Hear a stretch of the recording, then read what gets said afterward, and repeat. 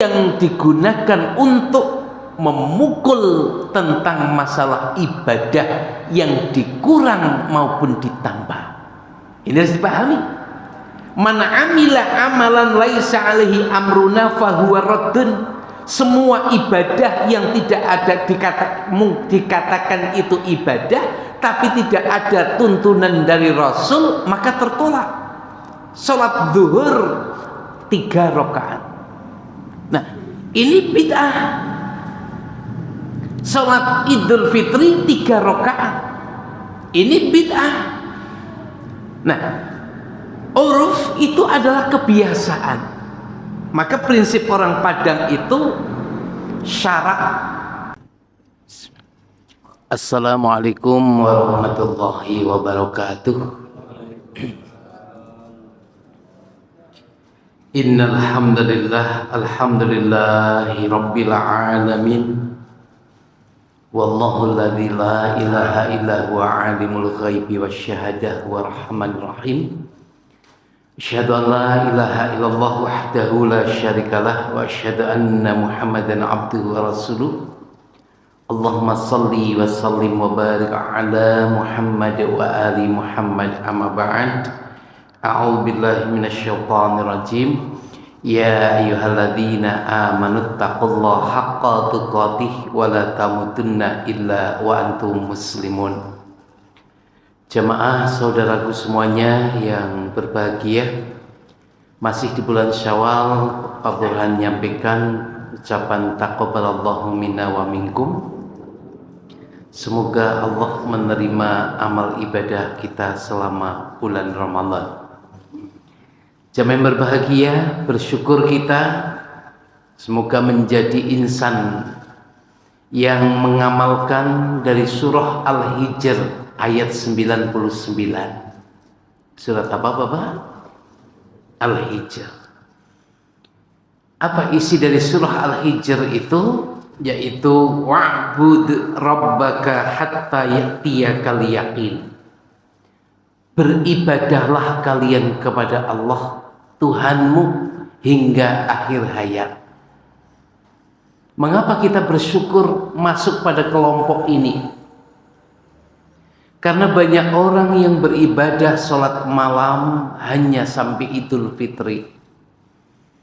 Banyak orang yang membaca Quran hanya sampai Idul Fitri saja, ya, hingga Syawal saja. Setelah itu dia itu kembali lagi tidak mengubah dirinya.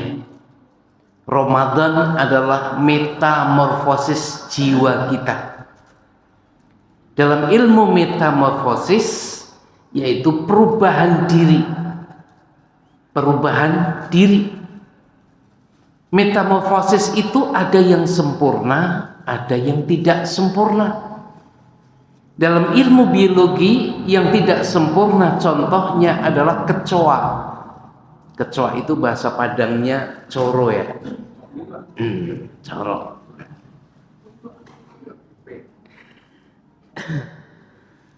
Adapun metamorfosis yang sempurna dicontohkan pada ayat-ayat Allah, yaitu perubahan ulat menjadi entung. Entung itu kepompong, ya. Setelah jadi kepompong jadilah makhluk baru yang tadinya sifat ulat adalah sebagai hewan parasit yang merugikan petani, yang merusak tanaman.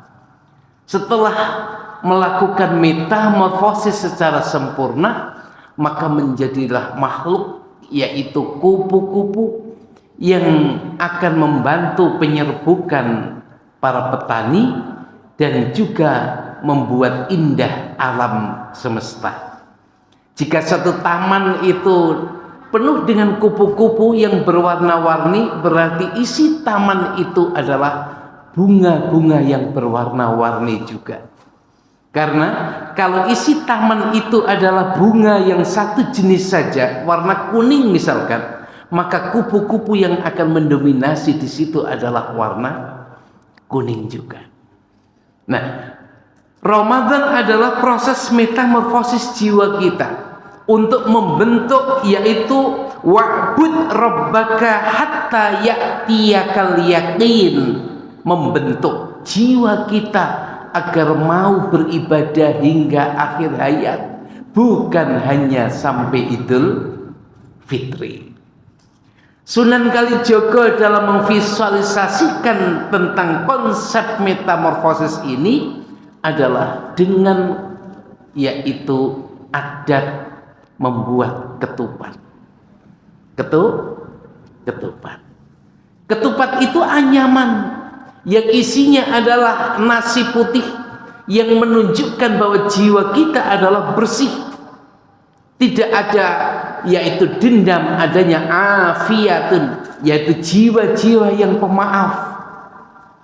Al-unsu bil Quran, kita telah terlebur dengan jiwa senantiasa dekat dengan Al-Quran. Sujud rukuknya di malam hari tidak berhenti sampai Idul Fitri semata, tetapi membentuk metamorfosis, yaitu tatajafa junubuhum anil madaji yad'una rabbahum khawfan wa tama'a wa mimma razaqnahum yunfiqun. Lambungnya jauh dari tempat peraduan kita, tempat tidur kita. Artinya apa? Pembentukan karakter habit kita, habit yang dibangun. Jam 3 kita sudah bangun, malam ahya'ul lailahu, menghidupkan malamnya. Harapannya setelah ini, setelah Idul Fitri, setelah Ramadan, ini akan terus wa'bud rabbaka hatta ya'tiyakal yakin. Ya'tiyakal yakin itu datang kematian pada kita. Nah, banyak saudara kita yang setelah Ramadan lebaran betul. Lebaran itu diambil dari kata barbaran itu. Lebar. Maca Qur'ane lebar. Salat bengine lebar. Enggak. Prinsip kita surat Al-Hijr yaitu hatta ya'tiyakal yakin, hingga kematian itu datang. Adapun mereka yang hanya sampai Idul Fitri tidak mencapai kemabruran Ramadan. Tersindir dengan surah An-Nahl ayat 92.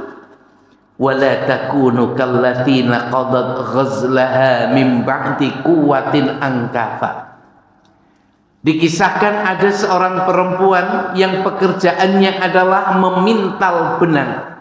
Setelah benang itu terpintal menjadi kain yang indah, lembaran kain, bukannya kain itu dimanfaatkan untuk yang baik, membuat pakaian, membuat orden, membuat sajadah, membuat lain-lainnya, tetapi wanita ini justru memporak-porandakan kembali perjuangan yang telah dilakukan menganyam benang, memintal benang, menenun benang menjadi kain, itu sia-sia saja, karena setelah jadi kain itu diuraikan kembali.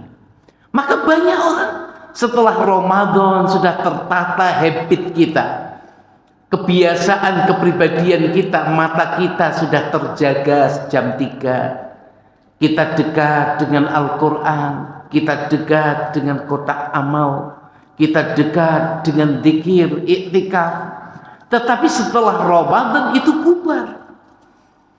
Inilah orang-orang yang tidak mendapatkan kemabruran dalam Ramadan. Karena esensi keberhasilan Ramadan adalah kita lihat setelah Ramadannya. Jadi metamorfosis yang kita lakukan selama Ramadan yaitu membentuk insan ya'tiyakal yakin, yang beribadah hingga akhir hayat, bukan hanya sampai Idul. Ada yang sampai Idul Fitri? Ada ya?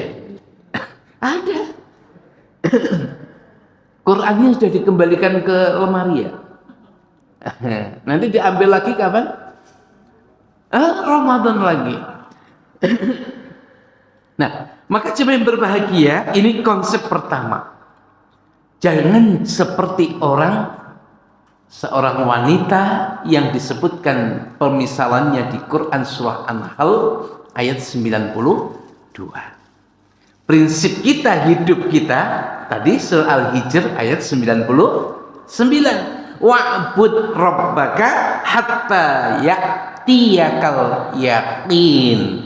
Beribadahlah kalian kepada Allah, berinfaklah kalian kepada Allah, baca Quranlah kalian kepada Allah hingga akhir hayat. Jemaah yang berbahagia, juga kita kemarin sedikit digaduhkan di media sosial dengan cuitan-cuitan seperti ini. Maaf-maafan di Idul Fitri itu bid'ah. Ada tuntunan Rasulullah adalah saling mendoakan. Itu cuitan-cuitan. Terus saya balas dengan share player kemana-mana, tak share, yaitu pertama, kita harus bisa membedakan keilmuan kita, yaitu bid'ah dan adah. Adah itu jamaknya adat, urf. Jadi adat itu jamak dari adah, atau orang menyebut dengan urf, kebiasaan, adat. Bid'ah hanya bisa untuk menggebuk, yaitu masalah ibadah. Ini harus dipahami konsep fikih ini. Ya. Masalah bid'ah adalah masalah yang digunakan untuk memukul tentang masalah ibadah yang dikurang maupun ditambah. Ini harus dipahami. Man amila amalan laisa alaihi amruna fahuwa raddun. Semua ibadah yang tidak ada dikatakan itu ibadah, tapi tidak ada tuntunan dari Rasul, maka tertolak. Sholat zuhur 3 rakaat. Nah, ini bid'ah. Sholat Idul Fitri 3 rakaat. Ini bid'ah. Nah, uruf itu adalah kebiasaan. Maka prinsip orang Padang itu syarak bersanding apa? Gimana? Kita adat bersanding syarak, gitu ya. Syarak bersanding kitabullah, gitu kan? Nah, adatnya orang Minang itu kalau lebaran nggak lepas dari rendang misalkan. Itu adat. Jangan dibid'ahkan. Ramadan itu membuat rendang itu nggak ada tuntunannya. Itu adat, nggak bisa. Termasuk silaturahim di bulan Syawal ini memang tidak ada perintahnya.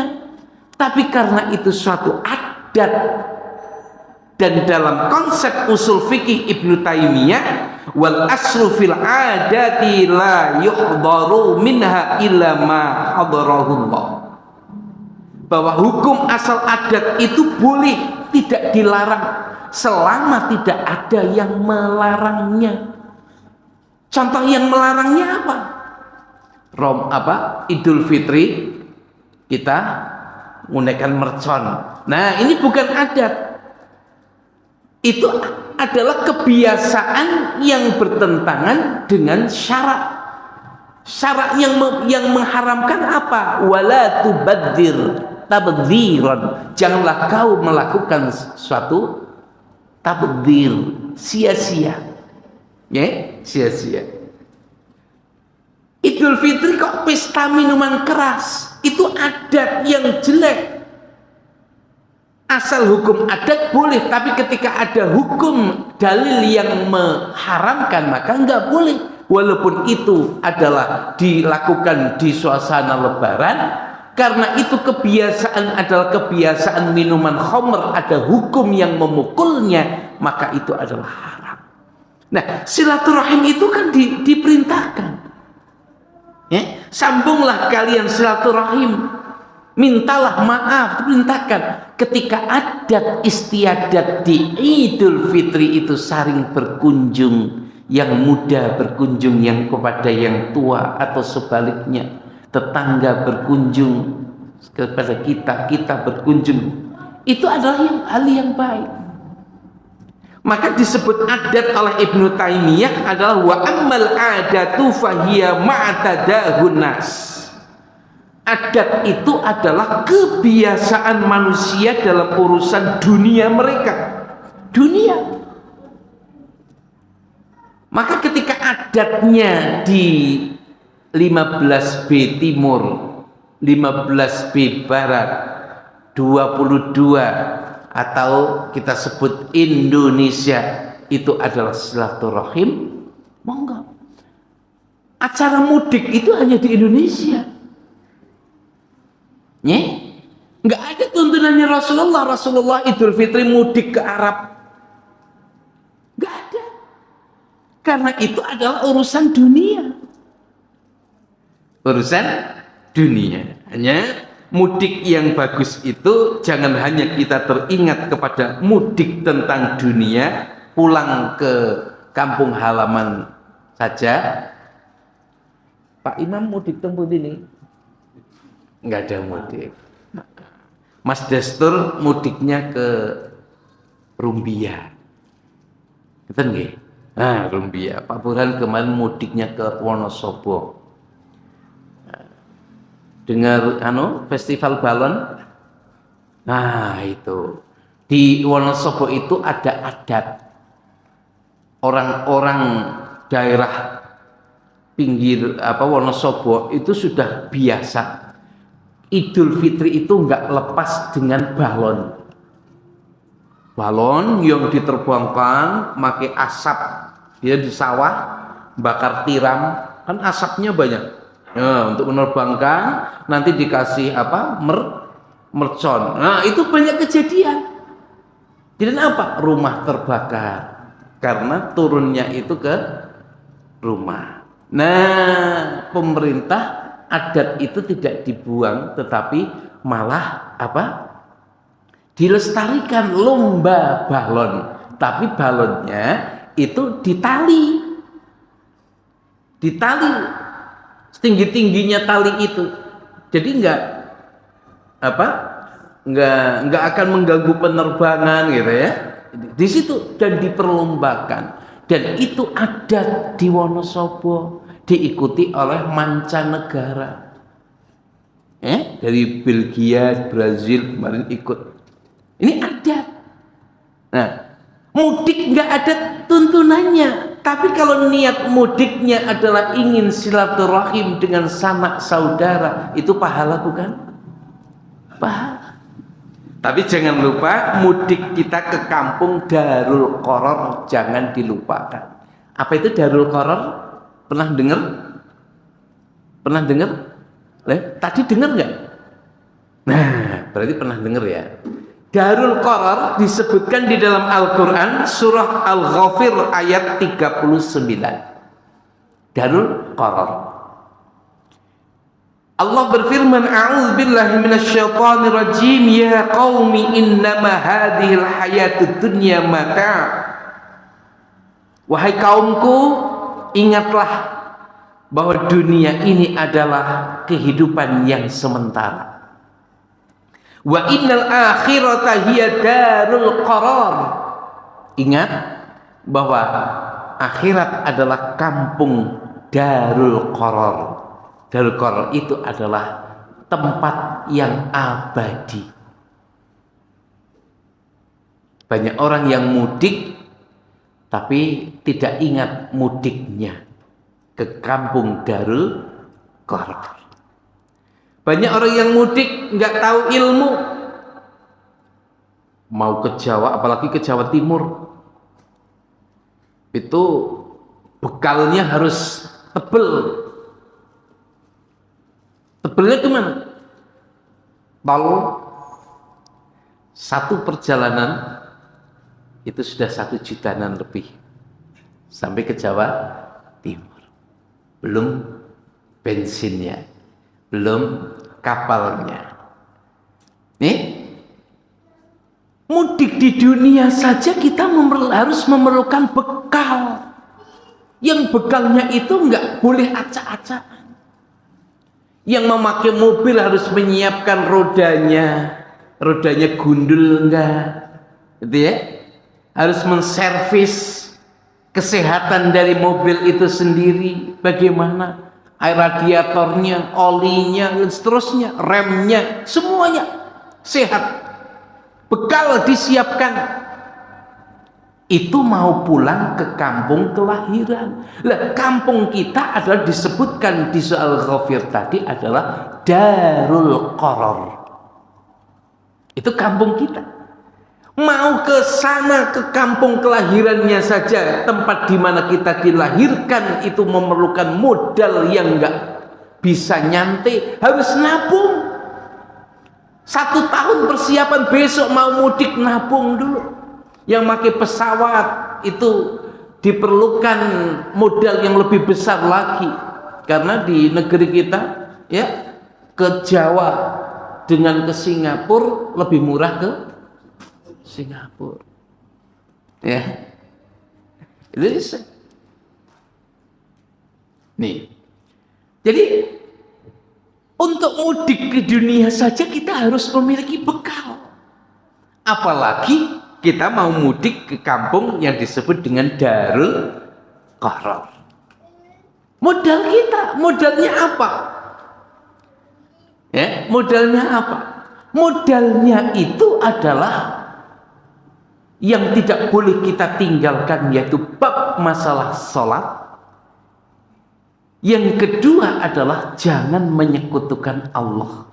Yang ketiga adalah beramal soleh.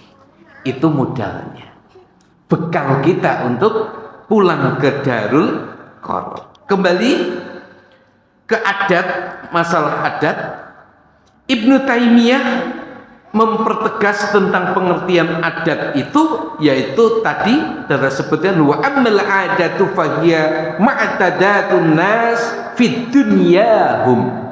Adat itu adalah kebiasaan manusia tentang masalah dunia, adat.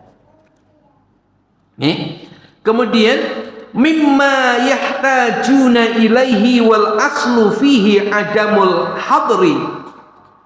Mereka yang melakukannya, hukum asal kebiasaan itu adalah tidak ada larangan, kecuali jika Allah itu illa ma hadarahullahu subhanahu wa ta'ala, Allah menghadirkan yahduru minhu, yaitu tentang suatu larangan yang melarangnya. Itu adat. Jadi bedakan mana ibadah dan bedakan mana adat. Nah, hanya kita jangan sampai lupa tuntunan Rasulullah di Idul Fitri. Yang kita ucapkan kalau ketemu apa? Taqabbalallahu minna wa minkum. Setelah itu monggo mengucapkan Id Mubarak, kemudian Sugeng Riyadi, nek Padang napa Pak Haji? Napa Mbak? Sugeng. Nggih. Jadi itu masalah adat. Minal aidin wal faizin itu adat. Jangan dikepuk, wah enggak ada tuntunannya. Loh, itu mahfudzat. Minal aidin wal faizin itu mahfudzat.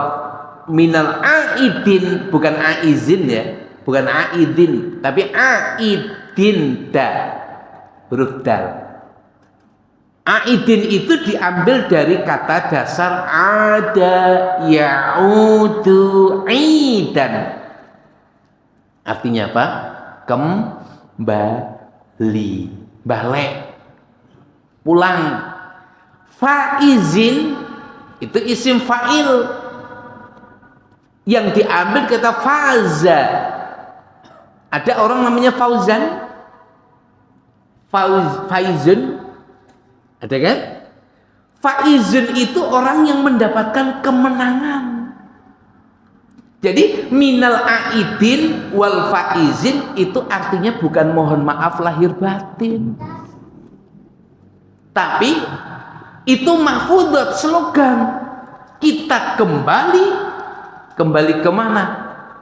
Fitrah kita sebagai manusia untuk beribadah kepada Allah terus. Ingat kepada Allah. Wal faizin, dan kita mendapatkan kemenangan. Bukan minal aidin wal faizin ya, ucapannya udah salah, maksudnya juga salah. Apa artinya? Mohon maaf lahir. Ini itu salah kaprahnya gitu. Nanti persis anak SD ditanya welcome apa? Keset. Kenapa mereka menerjemahkan keset? Karena keset tulisannya welcome gitu ya. Nah, itu kan? Jadi minal aidin wal faizin itu kita kembali kepada fitrah kita sebagai manusia. Ada yang mengatakan kita kembali lagi bersih gitu ya. Tapi Idul Fitri itu artinya bukan kembali fitri ya. Idul Fitri itu kembali makan. Jadi kita habis puasa kemudian makan. Kalau di Arab Idul Fitri hanya sehari. Gitu ya. Di Indonesia yang berapa hari? 7 hari ya. Nah, kalau belum 7 hari pokoknya. Dan libur yang terpanjang itu di Indonesia. Idul Fitri itu. Ini harus disyukurin. Yang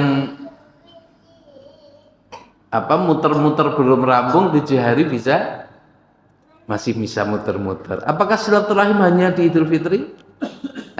Enggak, itu nggih.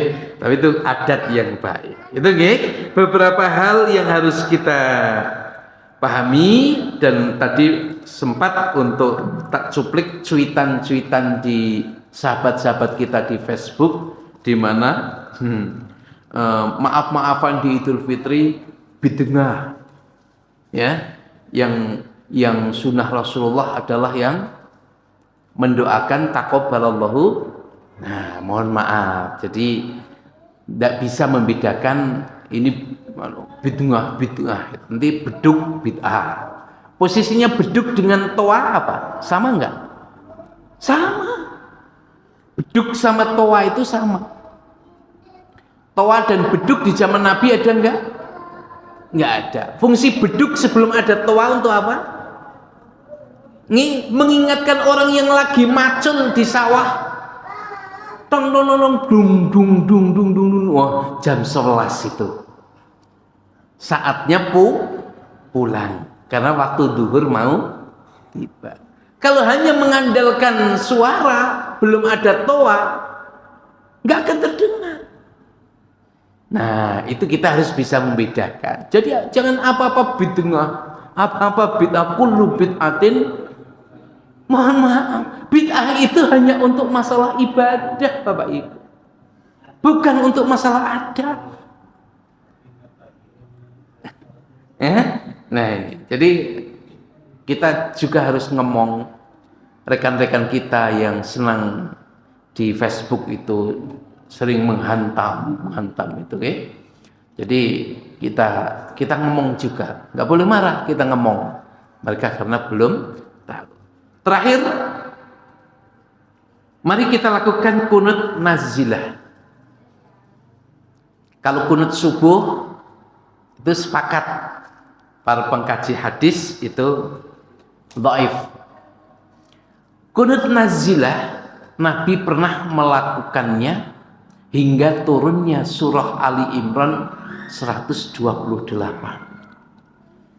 128 itu teguran buat kita, buat Rasulullah, bahwa Rasulullah tidak diperkenankan untuk mengutuk dan mendoakan kebinasaan.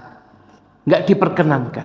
Itu surah Ali Imran 128. 128, dari 127 sampai 128. Dulu Rasulullah mendoakan ketika kunut nazilah di perang Badar, kemudian ketika para sahabat Nabi itu dibantai di kota Mekah, dia mendoakan kehancuran dan kebinasaan. Dan diperbolehkan.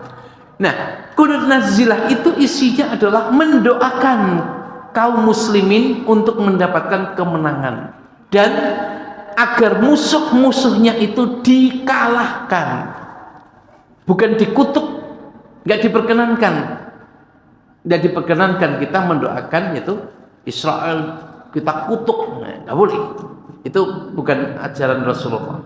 Nah, maka mari Pak Burhan menyampaikan ini. Pak Burhan membuat player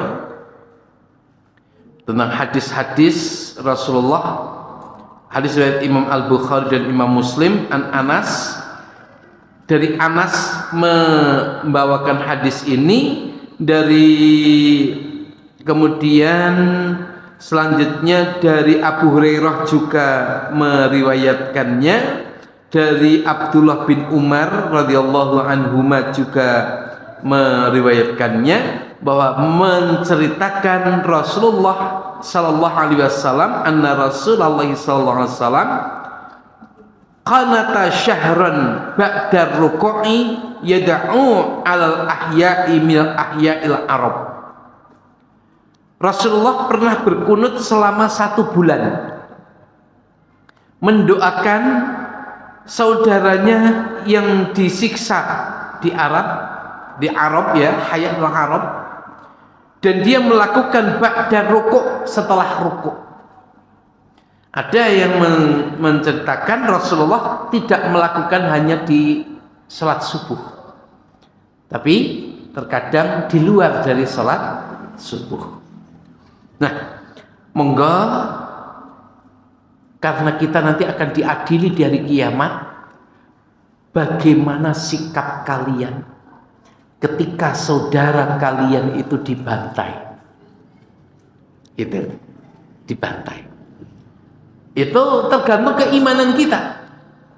Ada yang cuek. MUI sudah memberikan produk-produk yang mendukung Israel, disebutkan, dan sudah viral di mana-mana. Ada yang masih memakai produknya, ada yang sudah betul-betul membuangnya, tidak mau. Ada pengusaha muslim di metro ini yang supermarketnya itu berani. Dulu sebelum itu muncul fatwa MUI itu, produk-produk itu ada di supermarketnya, ya, di swalayannya. Tapi ketika sudah mengumumkan itu, tidak ada lagi di situ ada produk-produk yang mendukung Israel. Itulah hebatannya. Dan berani dia.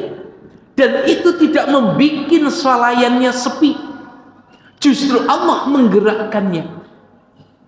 Tentara-tentaranya menggerakkan hati umat muslim untuk berduyun-duyun ke sana.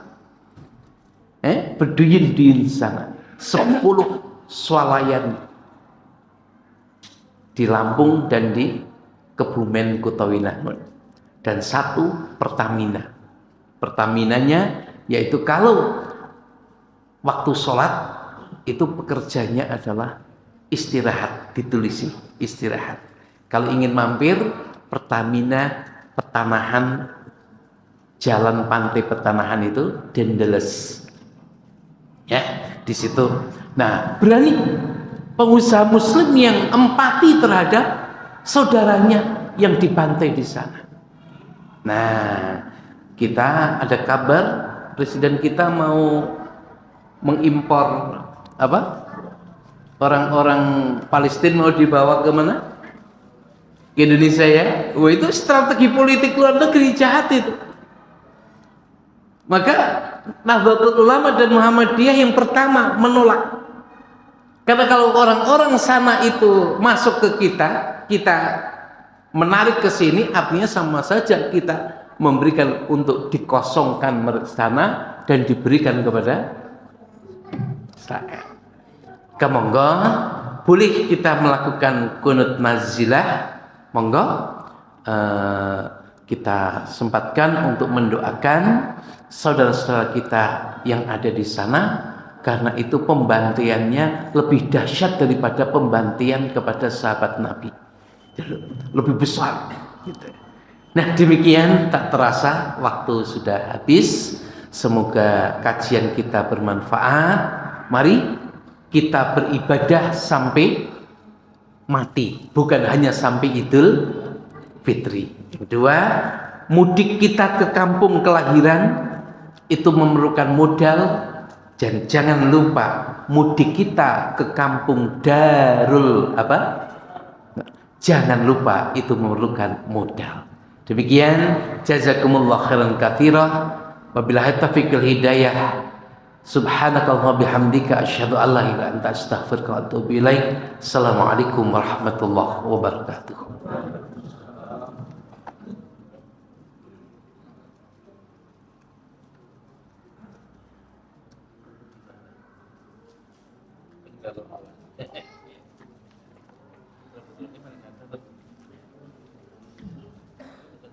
Jazakumullah khairan kasiran kepada Ustadz Burhan Isra'i yang telah menyampaikan tausiahnya. Semoga apa yang telah beliau sampaikan menjadi bermanfaat bagi kita semua. Amin, amin, rabbal alamin.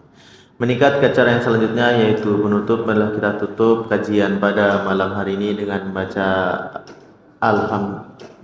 doa kafaratul majlis. Bismillahirrahmanirrahim. Subhanakallahumma wa bihamdika asyhadu an la ilaha illa anta astaghfiruka wa atubu ilaik.